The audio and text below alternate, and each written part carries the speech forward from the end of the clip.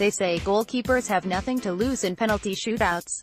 I disagree. Like a player scoring the winning penalty, a goalie can save the losing one. The odds are weighted against you, but you should still fancy yourself to be the winner, your side's literal savior. I saved 2 penalties for Aston Villa vs Bolton Wanderers in the 2000 FA Cup semi-final. I had my routine. I'd go off on my own, compose myself, then head over to the lads, save a couple, and win the game. Euro 2004, the quarter-final against Portugal. The game ends 2-2 after extra time. It goes to penalties. I'm about to begin my routine. Then Gary Neville walks up behind me and starts shouting non-stop in my earhole. It was supposed to be positive, but I just wanted to tell him to give it a rest. I couldn't compose myself. The sad thing is, I looked over at Darius Vassell and told him, he's doing my head in. I don't know if he heard me, but Darius went on to miss his penalty. Usually, keepers wish each other the best before the shootout. Ricardo and I didn't during the Portugal game. Perhaps I was still trying to get Gary's voice out of my head. I watched on from the side as David Beckham ran up, slipped, and sent the ball over the stand. The worst bit is watching on, hoping you score to make a penalty save even more crucial. When it was my turn between the posts, it was a very clear competition, mano versus him. And there's only one winner. Everything went quiet. I can't remember if there was any noise in the stadium. Deco scored. I couldn't get close to the others. I fancied myself to keep 1 or 2 out, and I didn't. Despite that, when Rui Costa blasted his over, we were level and Elder Postiga had to score his penalty to keep Portugal in it. I went down a fraction of a second too early and he chipped it down the middle. It was very frustrating. It went to sudden death. Ricardo took his gloves off and saved Darius's penalty. Then he stepped up for the final one. I knew I had to save it, or we were out. I committed too late and he buried it in the bottom corner. It was heartache, frustration, and tremendous disappointment.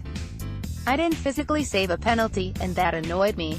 I was there for one reason alone, to be able to produce, and I didn't. In the dressing room I picked up my phone and there was a message from Robbie Fowler, unlucky Shilts. It was a reference to Peter Shilton, who didn't save one either in a shootout, for England vs Germany at Italian 90. I laugh about it now, but at the time it was Final Destination stuff. We didn't practice penalties much for Euro 2004, but there was plenty of practice at the World Cups I went to, in 2002, 2006 and 2010. Fabio Capello was massive on them. We'd practice every training session.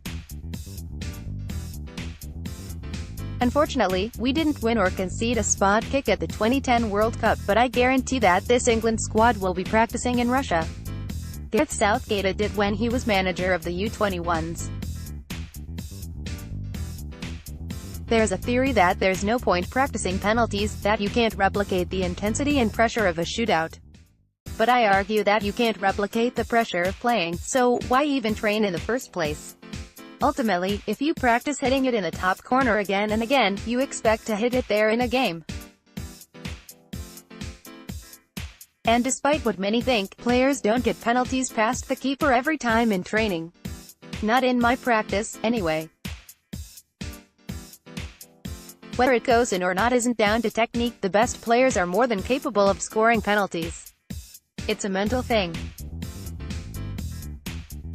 And if you're not mentally on it, you won't do what you've practiced. An unstoppable penalty in the bottom right corner suddenly becomes savable, or misses the target entirely. Today, keepers will probably have a PDF of every penalty taken by every player, ever. They look for consistency among takers. If a player has gone down the middle before, the goalkeeping coach will know about it. That's why you're seeing more keepers stay down the middle. I'm actually a fan of shootouts. There's a limited number of variables.